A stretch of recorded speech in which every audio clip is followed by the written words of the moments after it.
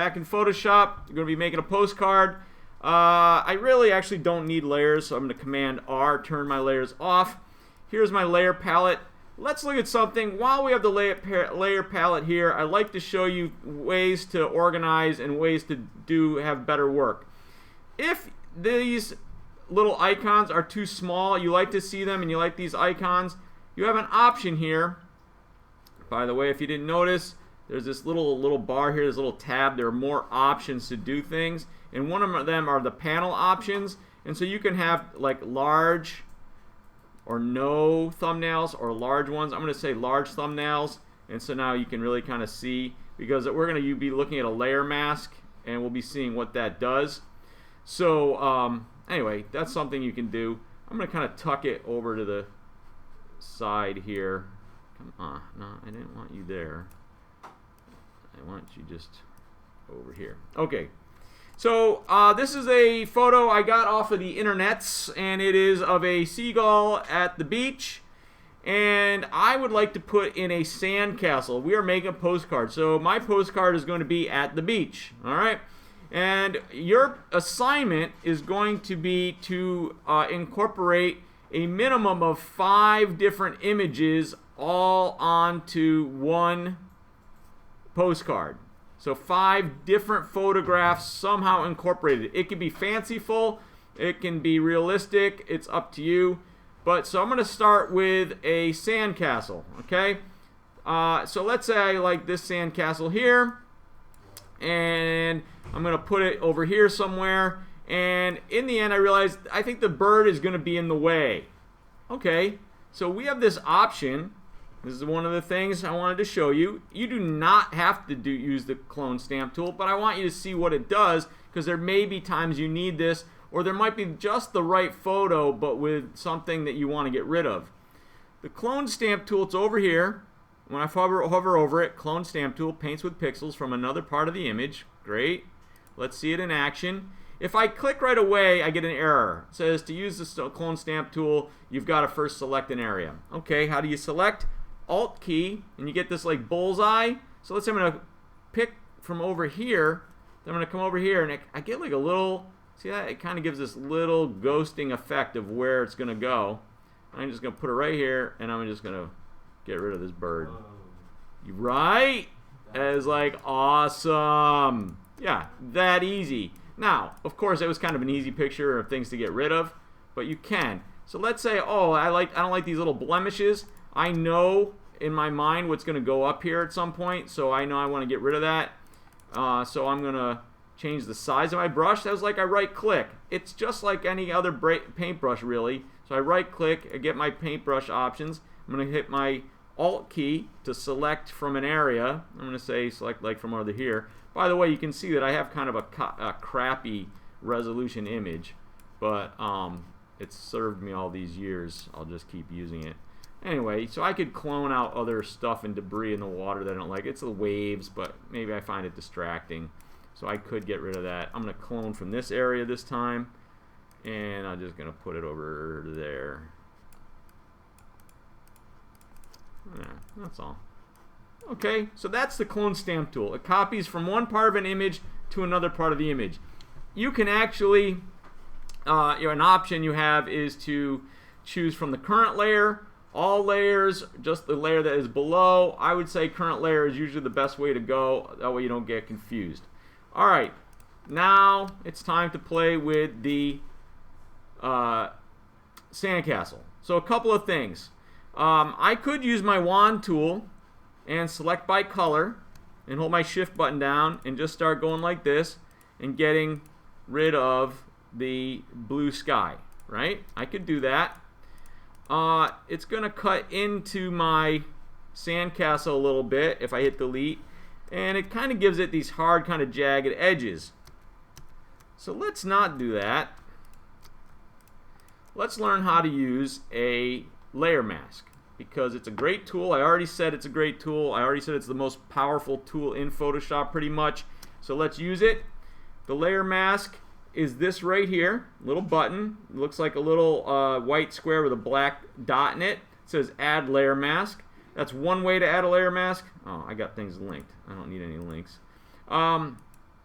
you can right click, I think, and say, does it say add layer mask? No, maybe from here.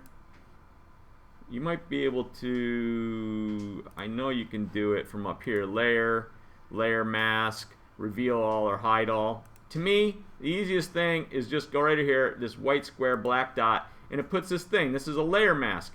Doesn't look like anything at the moment. It basically looks like a blank page. Let me undo for a minute.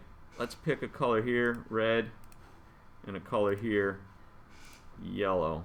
Because I want you to notice something. Look at these colors. Look at these colors. Look at these colors. I hit the layer mask. They turn to black and white.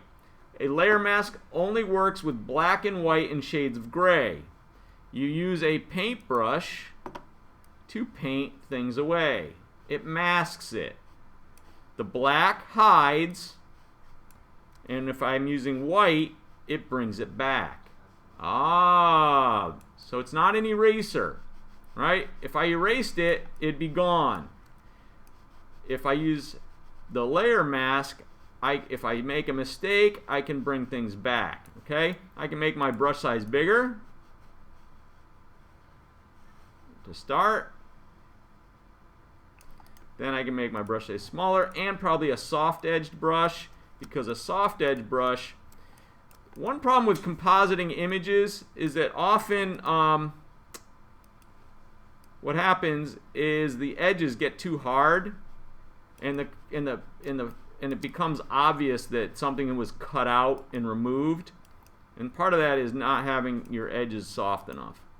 So I like to have a little soft edge brush, not too big. Oh, look at that! I cut into this.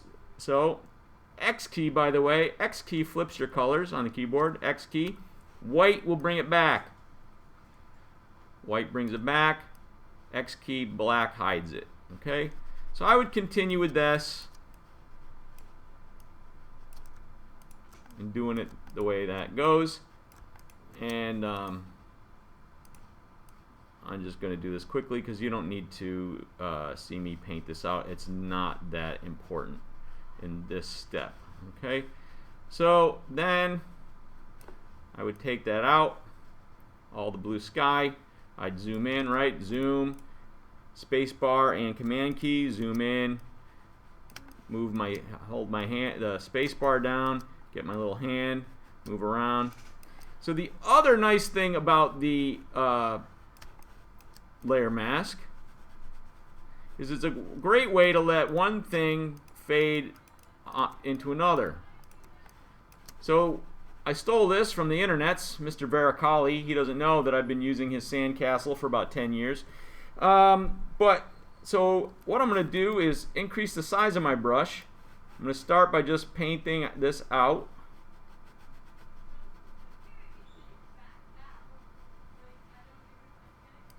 Okay. And then what I can do, flip back to white, and I can turn the flow down, and I can start painting some of this back in and try to get it to like blend in a little bit nicer. And you can see here's my layer mask right there. Turn that flow down even more, and I can get it to kind of just fade so it looks like it's really coming out of the sand, the existing beach, what I mean. All right, I can choose to edit this.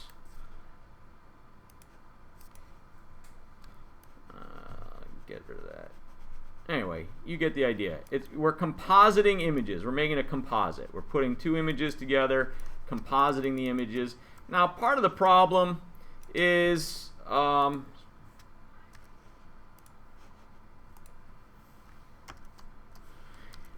the sand is not the right color. So look at, when I'm on the layer mask, it's black and white.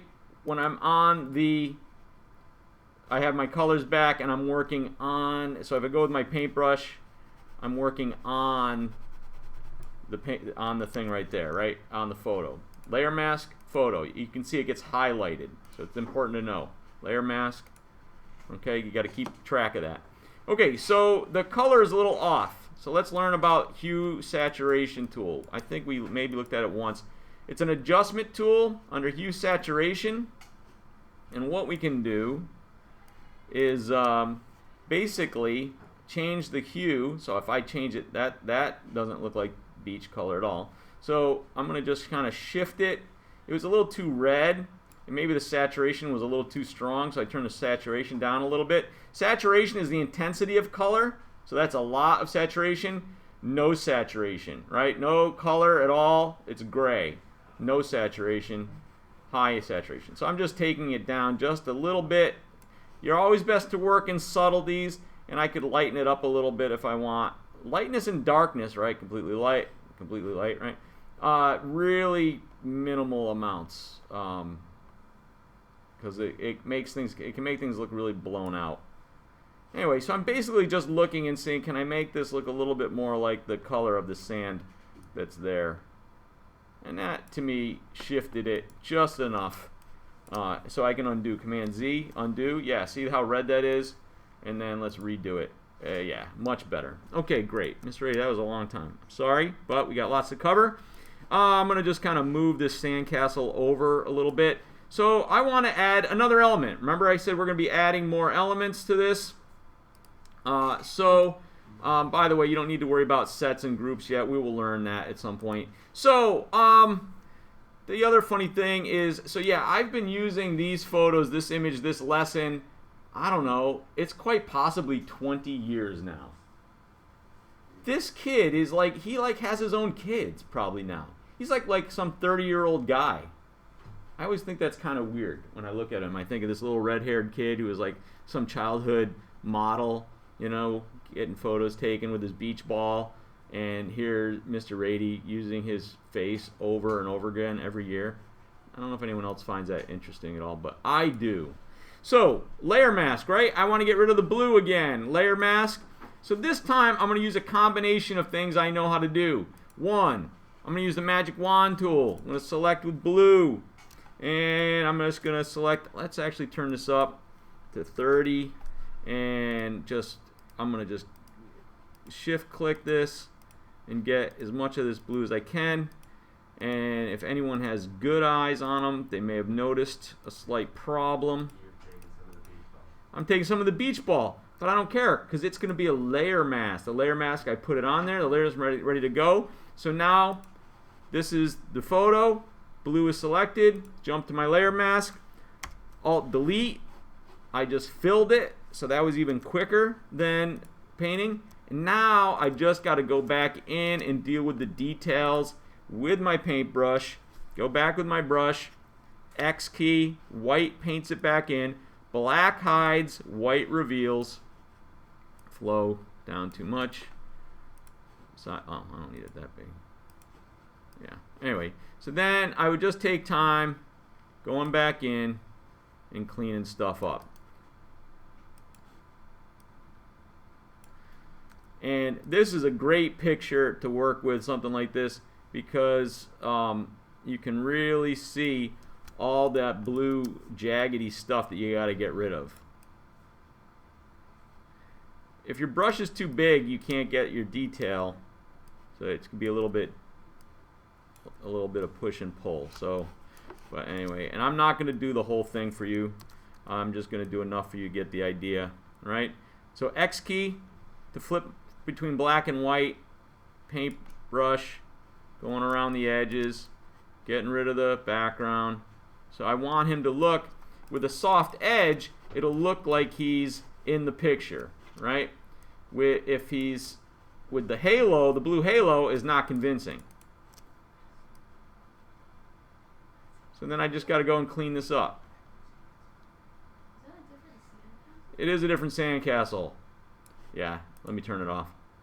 There's a different beach scene. Yeah, I have a whole, because I've done this so many times, I got lots of like stuff in here. Alright, so that would be how you deal with that. And the layer mask, like I said, it's great because it is non-destructive. It's considered non-destructive editing.